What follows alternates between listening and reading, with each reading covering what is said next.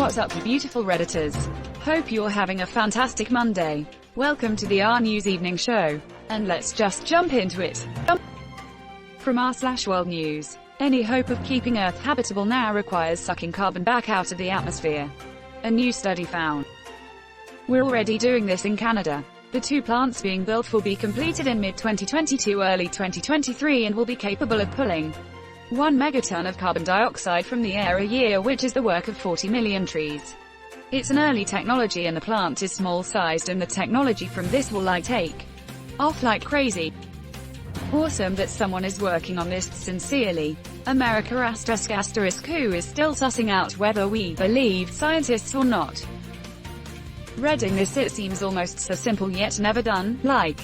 Why did it take us until the 2020s to come up with artificial trees for the environment? Edit. Alright, relax now, I get it. Trees good, machines bad. IDK the answer in this case, but it's usually one of a combination of 3 reasons. Inefficiency of energy use, lack of resources to build at scale, or too expensive to build at scale. Edit. More important answer below. What do they do with the carbon? I believe there were studies done on this, and most of the carbon dioxide is actually absorbed back into the rocks, not just sitting in pockets underground waiting to be released. This feels like planting diamond seeds. If the purpose was to pressurize the oil fields, then it's working as intended. It's probably heavily funded by some oil baron to justify his oil wells staying running, making pumping the oil carbon neutral on paper. You're watching the RNEWS show. From r/Politics. Trump hasn't attended a coronavirus task force meeting in 5 months and is taking no role in combating the surge in the disease. Fake news. Saw him do a press conference and was pretty sure he had developed a vaccine all by himself in his medical laboratory.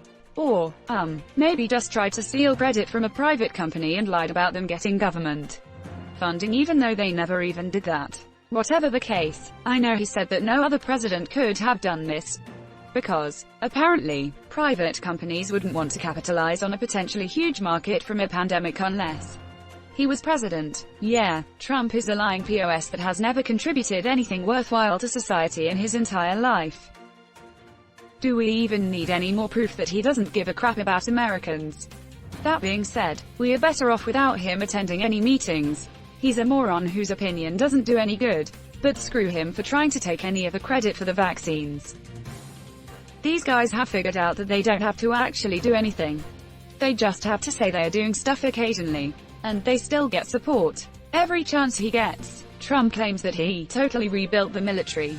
He hasn't done anything. No policy changes in that area. No executive orders for it. Nothing. Just talk. But his supporters eat it up. They did nothing for COVID and still got close to winning their election. The irony here is if they actually did do even a small amount, they might have actually won. You're watching the RNEWS show. From r/News. Suicide claimed more Japanese lives in October than 10 months of COVID. Interesting tidbit in that article. Japan's population is 126.5 million people. They've had only 2,000 COVID deaths nationwide. Not taking suicides into consideration. Everyone wears masks. What does that tell you? Great anecdote. Another quick one is I have a friend of mine who is a psychologist who did a stint for great pay down in Okinawa for military families. A lot of these families who mixed American men with Japanese women. My friend said the women were almost universally emotionally stunted and comparable emotionally to girls in their early teenage years. In general, when asked simple things like "How does that make you feel?" or "What do you think?" they had a real hard time answering that question. She also stated once the women found out they were emotionally free and allowed to pretty much have their own opinions and ideas, they would kind of just lose their crap. It's 2 a.m. and I'm pretty tired, but I could probably write an entire book in the great things and the terrible things I've experienced since being here. I can also say this. Japan will always have a part of my heart, and I will be back here regularly in the future to visit friends who have become like family. But I am really looking forward to leaving. Lucy. Whip up a Japan article about suicide, overwork, low birth rates, or sushi. Just the first 3. Get on it. You're watching the RNEWS show. From r/World News. Germany hails couch potatoes as heroes of coronavirus pandemic. I'm sitting here on my couch and I approve this message. Imagine a social safety net that allows the country to take care of itself. I'm a hero in Germany, put that on a resume. I'm doing my part. Join the immobile infantry. Inaction guarantees citizenship. You're watching the RNEWS show. From r/World News. Thousands gather in Belarus to mourn protester who was beaten to death by undercover policeman. Lol, they always say that crap. Off the top of my head I can't think of any mass protests in the past 2 years where the police people in power actually took responsibility for their abuses and were held accountable for their actions. Not one. It's the same movie each time but with different actors. Violence tends to favor the bad people. Good people don't want innocents to die. But dictators, sociopaths, psychopaths don't give a crap. Sure, good people can rise up violently, but it's a scary thing they don't enter into lightly. You're watching the RNEWS show. From r/Politics. Trump counties make up just 29% of U.S. economic output, 2020 election study shows. My Spanish teacher also voted for Trump. Immigrated from Mexico as a child and now thinks all immigrants should be banned because they're dangerous, with no proof as to why. The more you give to them, the less there is for me.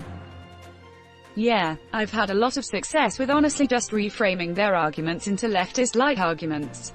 I'm almost never challenged when I straight up reword their conspiracies into something that makes sense, i.e., I think the government is letting Corona wipe us out. Well yeah, I mean what else is there to do?